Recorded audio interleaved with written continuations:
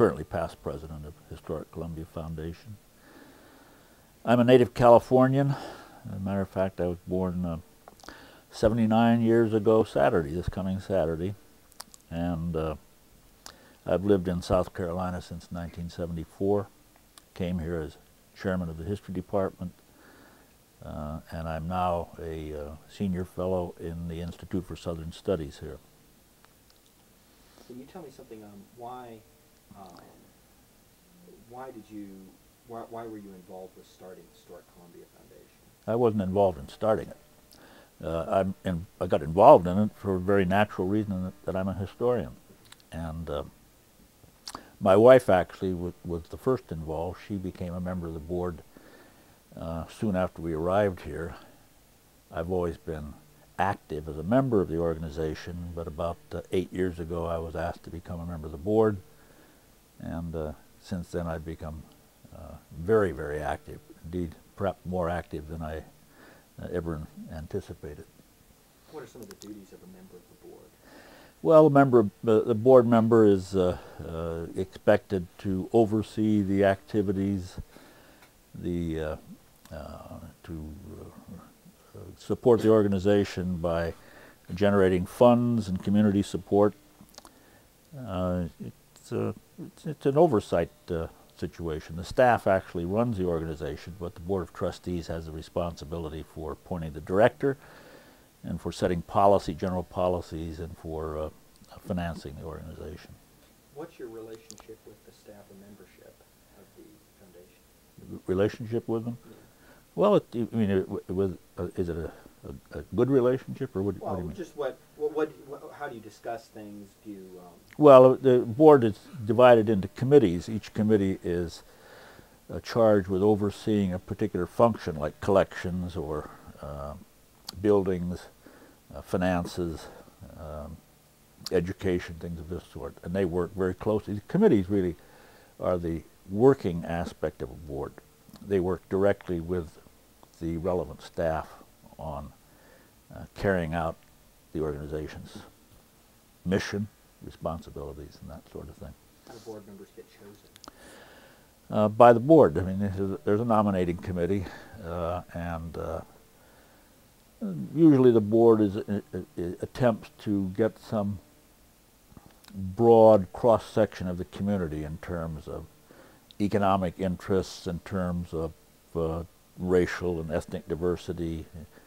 Obviously, we look for people who have some interest in historic preservation, which is the main mission of the organization.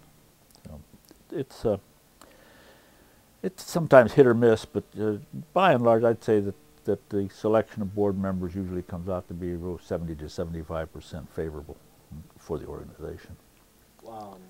What is your example of a favorable board member, if you were bringing in a new board member? Well, someone who makes a major contribution to the organization. Now, that can be financial, which is terribly important. Sometimes board members bring that kind of resource where they can't bring any other talent or don't choose to. Some people we bring in because they're good hard workers who can be relied upon to do specific jobs. Some people for public relations purposes, all sorts of reasons. What's your example of a board member who would be a poor choice, or somebody who would not be a good, not particularly the person, but the characteristics of the person? Well, it's the reverse of what I was just saying. I mean, someone who doesn't contribute anything, you know. And we unfortunately, you run into that now and then. Sometimes it's inadvertent. A person, we've had people, very promising people, come on the board, and shortly thereafter, their primary occupation takes a change, and they're put to traveling a lot, things of that sort. Can't come to meetings, and in most cases, these people resign, and that's just one of those things. Is there any?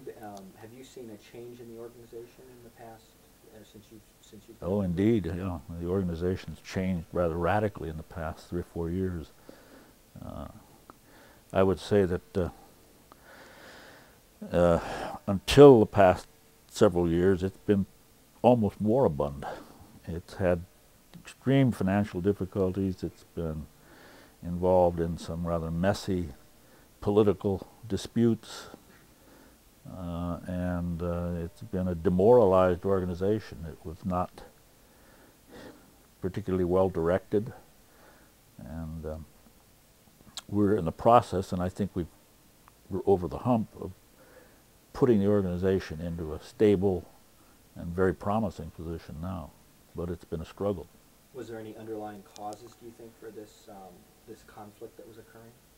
Well, it was a political dispute. You know, the history of Historic Columbia Foundation is entangled with the history of the Richland County Historic Preservation Commission, and that's a very complicated history, which I think you'll have to get from someone who was directly involved in that, someone like Judy Suggs, for example, or Roger Stroup, the state archivist, who has been both a past president and a past director.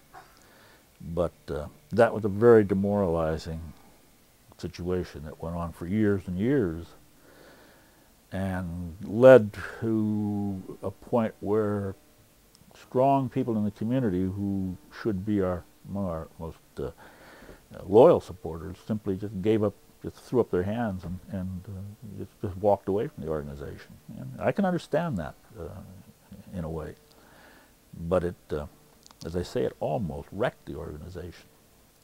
And until the last couple of years, why, the city and the county, which we rely on as our main source of financing, gave us the bare minimum. And a couple of years ago, we went after them with a whole new approach, and that's been turned around. Now we're getting very substantial and welcome support from both the city and the county, which is critical, absolutely critical to our survival.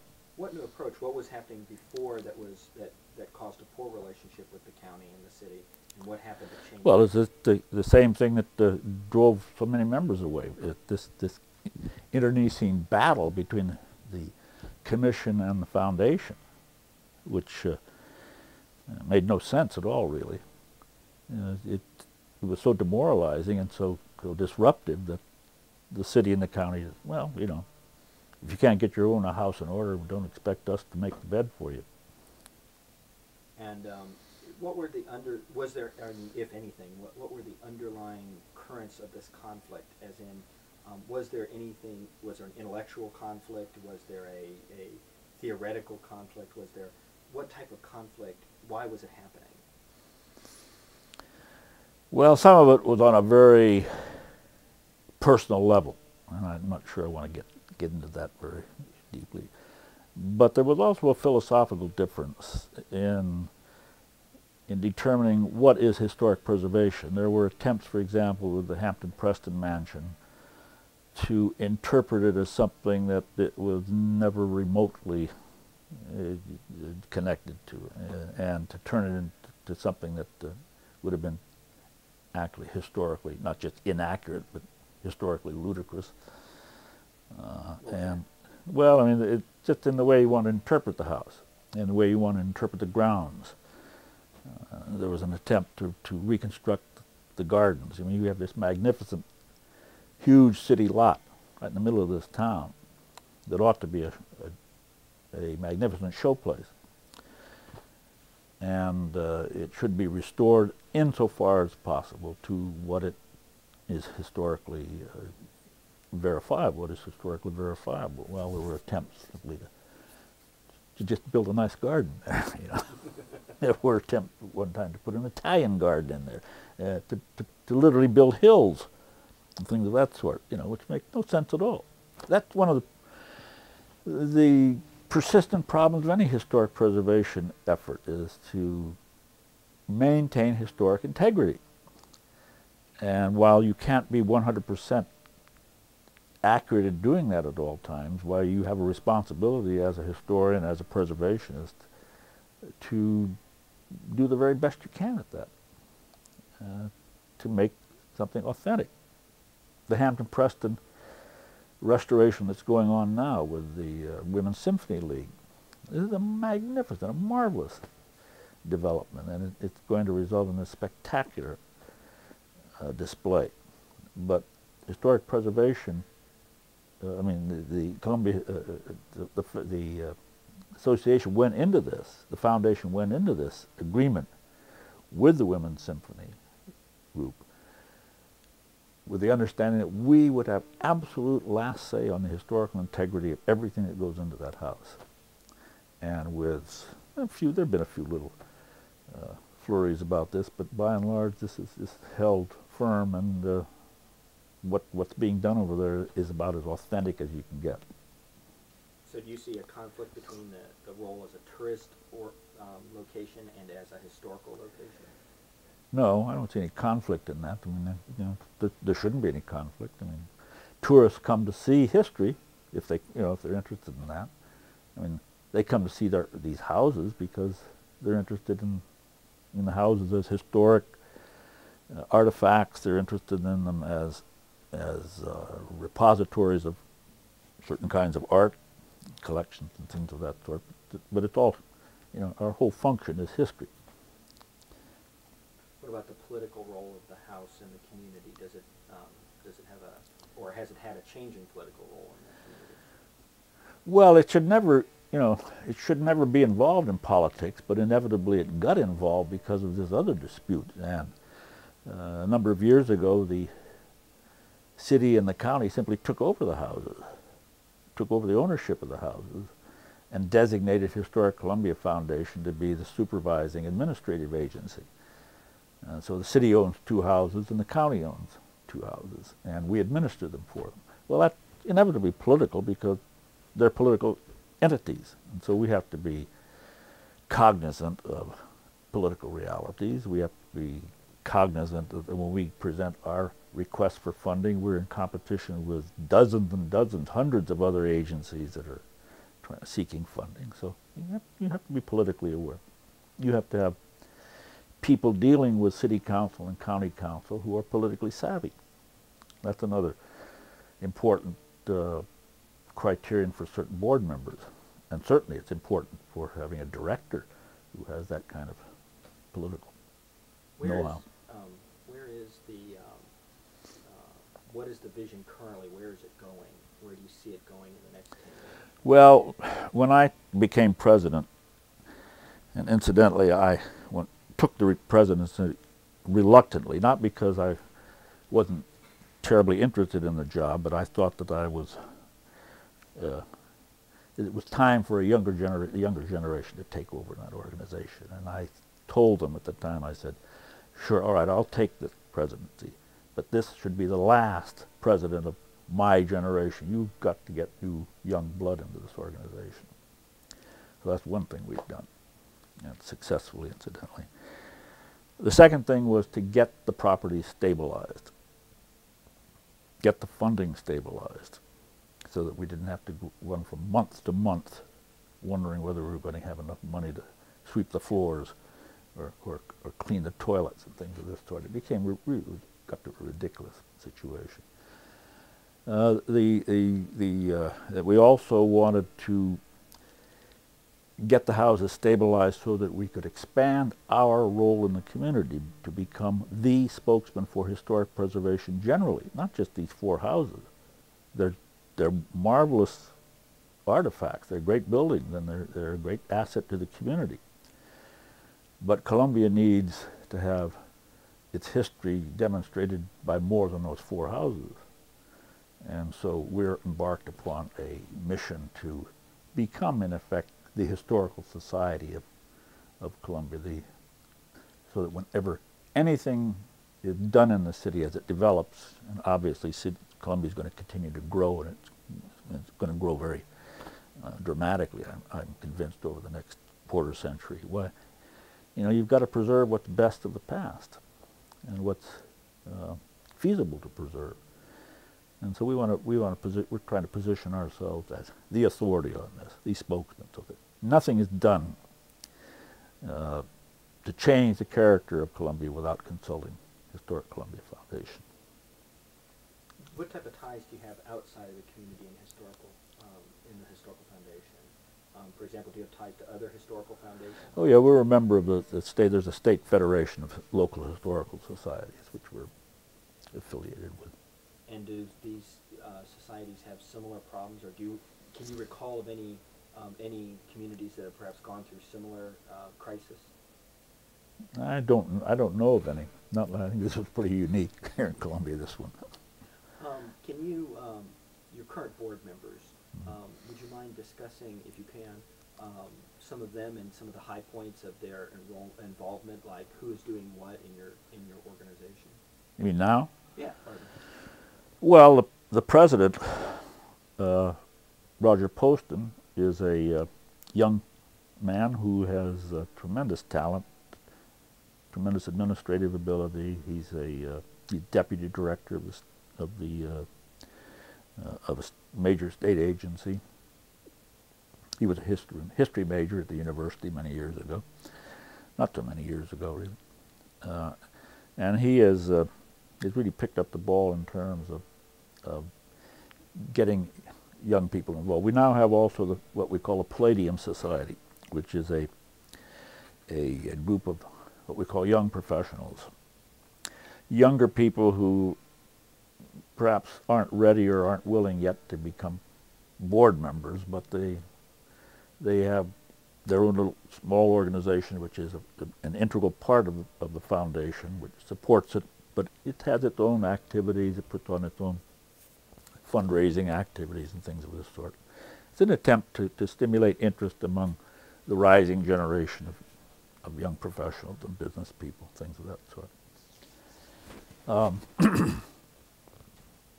We have people like Steve Holtschlag, who is the chief executive officer of one of the major industries in South Carolina, CSI Industries, which is a national industry, and a very active and savvy person, a man who brings really sharp business knowledge to the organization.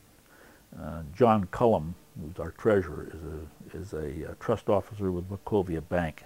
He's done a marvelous job of getting our finances straightened out, and it's been a very difficult task, but we're now in the black and in good financial condition. There are just lots of people who are making real solid contributions at this point. Charlotte Berry, who's one of the most extraordinary activists I've ever known, who's only been in Columbia about 10 years, but is a member of every board, but a working member of boards. And she's done an extraordinary job for us, people of this sort. Do you have any illustrative stories of events that were occurring in the past in your tenure there? Well, I have to think about that. What kind of things you talking about? I mean, and also this interview does not necessarily have to be the last interview. So if you should wake up some night with a revelation, oh, this would be a great story to tell, then that would be okay. But what I'm talking about is that either the conflict or the current success. Do you have any events, anything that you can recall that sort of illustrate either the conflict or the event or the success that you're currently having? Well, we had a major crisis in the first year of my presidency when we changed directors. We had a director who had been on staff for 10 years or so, and he had done a good job at what he was best at, but in terms of where we were going to be headed, we felt it was time for a change, and he felt it was time for him to change too. And it was a rather abrupt transition. We brought in an acting director, and I was the one who actually selected her, and I selected her because she had administrative ability. She knew nothing about historic preservation, never had any experience in that at all. But she had real administrative skills. She had, for example, been in charge of the entire equestrian aspects of the Atlanta Olympics, directed that whole thing. And she came in and she had real political skills. She knew how to go about dealing with politicians. She did a marvelous job in getting the organization on a good basis with the city and the county. But that was a very critical year, which I had to get involved much more than than a board president ordinarily would, because the director had, as I say, no knowledge of preservation or no consuming interest in history. And so, she called on me for what I could offer in that respect, pretty consistently. So it was an interesting year. I mean, I was up to my neck in it half the time. We have an interview of John Sheard, and I assume you're familiar with him. Sure. Do you know do you have any stories about John Shear or any reminiscences about him, especially when he was at the college before he came here? Well, I mean, John Shear, I think we're extraordinarily fortunate to have him on staff. I think that my concern with John Shear is that we were not going to be able to bring him on staff permanently, or not be able to keep him. He came to the foundation as an intern out of the applied history program here, and when our collections position became vacant, well, there was no question in our minds that this young man should be the one to take it over. But John is very, very good, and he has a real future in the museum field, and it was our good fortune that he wanted to stay here, at least for a time, and I just hope we're able to keep him. I expect one of these days he's going to go off and become a director of some museum himself, but in the meantime we've got a first-rate person here, and that's another thing. You need to have a professional staff. Organizations of this sort tend to attract a certain element of professionals, but it also attracts well-meaning amateurs, dilettantes, if you will, and I don't mean that in a pejorative sense. I mean people who have a great deal of interest and enthusiasm, but not much expertise. And with the salaries we pay, which aren't very, very, very high, sometimes you have to take what you can get. So one of our tasks has been to increasingly professionalize the staff, and we're making good progress there. Is turnover a problem at smaller historical foundations? It can be. Yes, it has been in the past. It's fairly stable right now. And this is more freeform, but if there's anything, this is your chance to talk about anything you would like to talk about that I have not asked you that you feel should be part of a historical record about your presence at the Historical Foundation.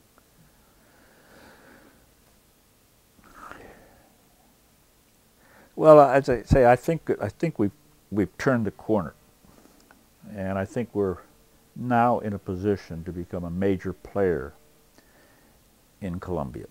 We're about to bring in a new permanent director. The search was conducted by a committee headed by Sal Salela, who's director of the Columbia Museum of Art. That was a major coup on Roger Poston's part in bringing Sal in as director of that search committee, because that assured that we would have access to the professional elements all over the country. And the pool of candidates we had for this position was very encouraging, and we're going to get a very able person, and that's the last piece in the puzzle at the moment. I mean, the puzzle will never be totally complete, but that's a major addition to solving the problems of Historic Columbia Foundation, is with a dynamic director. We're set to take off in this community, become a major player, which we should be. I mean, Columbia has an inferiority complex about its history. It thinks that Charleston is everything in terms of South Carolina history. Well, that's not so. I mean, Columbia has an extraordinary history, and it needs to be told, and people need to be made more aware of it. And that's beginning to happen. It's happening in the black community. The African American community has a rich and long history in Columbia, and until very recently it's all been focused on the Man Simons cottage. That's fine, that's great. It's a great asset to the community, but what we want to do is use that as the focal point for a much broader perspective on African American. We have now an African American heritage tour, which you've just initiated, and that's a major step in this direction. So, you know, the possibilities for the organization are. What about your vision for the Robert Mills House? Well, the other thing that when I stepped in as president, at the suggestion of one of my colleagues here at the university, Bob Wyanoth, who, when I asked him, what do you think of the Robert Mills House? And he said, well, I think it's a fine facility, except where's Robert Mills in it? In other words, he was saying, you know, here South Carolina has this historical asset in Robert Mills, the first professional architect in the United States, a man of tremendous cultural importance in early American history. And there's nothing in this state really to celebrate him. Well, out of that came the notion that we could transform the Robert Mills House into a national museum dedicated to Robert Mills and his work to early American architecture. Now that's a very ambitious project, and I soon found that it wasn't something that was going to happen overnight. But we're working on it. It's going to take some time. I'm counting on a new director to kind of take this up and run with it. The South Carolina Humanities Council is very enthusiastic about it and has given us a couple of small planning grants which have kept the notion alive. City Council and County Council are very enthusiastic about the idea. In fact, everyone I've talked to in the community, almost without exception, thinks it's a marvelous idea. But we've got to proceed carefully with it, and we have to know exactly what we're doing before we really get pushing this. But it's something that has the potential to add to Columbia's stature as a cultural center. What are some of the obstacles that have to be overcome in order to place this house? Well, you need to have someone who knows really how to develop a museum from scratch. You need to have sources of funding, but you need to have a plan. You know, what exactly is this museum or this memorial edifice? What is it going to contain? What is it going to consist of? What's its purpose going to be in specific terms? How are we going to gather the materials necessary to transform an idea into reality? I think once we get a basic plan and the personnel with the know-how to carry it through, I don't think funding is going to be a problem. I really don't. I've talked with the director of the National Endowment for the Humanities about this, and he's very enthusiastic about the idea. And he said, when you're ready to, when you come up with it, well, come to us, and said that's the kind of thing we're looking for. The societies, the various societies of professional architects are a natural source of funding for something of this sort, and all the architects I've talked to locally think that it's a natural in this respect. But we have to know what we're doing first. And I'm not, I pushed the idea, I got it carried through the board and all this, but I don't know how to develop a museum. I mean, I can't do this sort of thing. We'll get it done, but it's going to take time. Yeah. Would you care to reflect on some of the personalities, if you don't want to mention names, that's fine, that you have known over the years, and what roles that they may have played, constructive and negative, in a local historical organization? Because clearly we would agree that they used to be called little old ladies in tennis shoes, that they played a role at the time, putting themselves in front of the Robert Mills House that wouldn't be bulldozed or whatever the story was. But would you care to reflect on that a little? Well, that was a remarkable group of people, and there a number of them still around and still active. Susan Robinson, for example, has been a major player in so many community activities, and she was one of the original group here. And of course, everyone knows that Jenny Dreer, I've forgotten what her name is now, she was also a key person in getting this organization started. Those people who stood, Mason Gibbs, another one, who's now He's an honorary member of the Board of Trustees. But Jenny Dreer was critical in getting the organization started, unhappily. She's also been a critical player in developing the problems that the organization has because of her single-minded notion of what the organization should be, which conflicts with the notion of not only a good many professional historians, but with a great many of the people with whom she started the organization. And it's a very sad, unfortunate situation. This woman has been, I've known her ever since I've been in Columbia. I've always had a congenial relationship with her, but it's just unfortunate that she is at the center of this controversy. What is her vision, do you believe is her vision? I don't really know.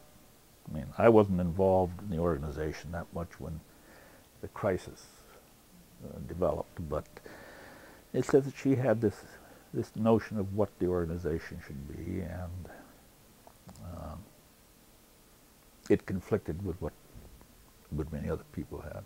Yeah, there's something about the fence around the Hampton-Preston. Oh, well, it had to do with the Hampton-Preston grounds. It had to do with with the integrity of the interior of the Hampton-Preston mansion. One of the stories, there was an archway in the entry hall of the Hampton-Preston mansion that was part of the original. And the story, as I get it, is that she didn't like it, so she had it dismantled and put up in the attic. I might add that in this reconstruction that's going on, the arch is back where it belongs. But it's just things like that that apparently, and I say I'm not first-hand at this, but apparently these things just went on and on and on, rankled and rankled and rankled until a great many people in the community said, we just don't want any more to do with this mess. Would it be a conflict between sort of an interior decorating view and the... I guess that's what you'd call it, yeah. How you interpret the houses, you know. Interpretation of these houses is everything. How do you, you've got a historical artifact, well, what do you do with it? How do you interpret it? What does it mean? In itself, it's nothing, it's just a material object, but what are you going to do with it? And that's where the conflict, I suppose, basically arose. Other people can tell you more about this because as I say, I was not directly involved in that. If you were to give advice either to new directors or to new director of the organization or to trustees, what would you say to handle the group of the stalwarts who saved the organization but whose time has really passed? Yeah. How to get them to accept this without getting into these internecine conflicts? Is there anything you can do, or does it just take its course like a tornado? Oh, I think most of that is in the past now. Yeah, I don't think this is the problem. How would you say to somebody who's going to be moving into an organization that has recently been sort of created to save some historic structure, and it was a small group of civic-minded people who took the ball and so forth, but we all know today, even more clearly than we did 30 years ago, the need to move into professionalization. What types of advice, is there anything you can do to encourage the people who took the initiative that they need to yield a little bit more gracefully to the trend to professionalization? Well, there's no secret to it. It's just being an accommodating, courteous negotiator. You know what has to be done, but you have to have the political skills, the personality traits that enable you to accommodate differing points of view while you still push your perspective. It's a matter of communication skills and things of that sort. But museums who have major donors must also face this kind of thing, and I don't know whether they figure a way to give them an honorary position. Oh, sure. Well, there are all sorts of things of that sort you can do. But again, you don't go out of your way to antagonize anyone in a situation of this sort. You go out of your way to accommodate a particular perspective or point of view without losing sight of what you're trying to do. You know, I'm not a museum director. I guess I ran into that kind of thing when I was head of the history department, didn't I? A very, very difficult job in which you have to accommodate. You know, there were 40-some members of the history department, and that meant 40-some different perspectives, and how you accommodate those is a real test, and that's true of the director of any organization. Sometimes it works, sometimes it doesn't. But one thing you should know is that we are just now launching a massive membership drive, not only to bring back the lapsed members, but to go out and tap this whole reservoir of people who've come into Columbia in the past 20 years who know nothing about Historic Columbia Foundation, who live in, for example, Richland Northeast. And we're aiming for 1,000 members, which will be a major step. We're also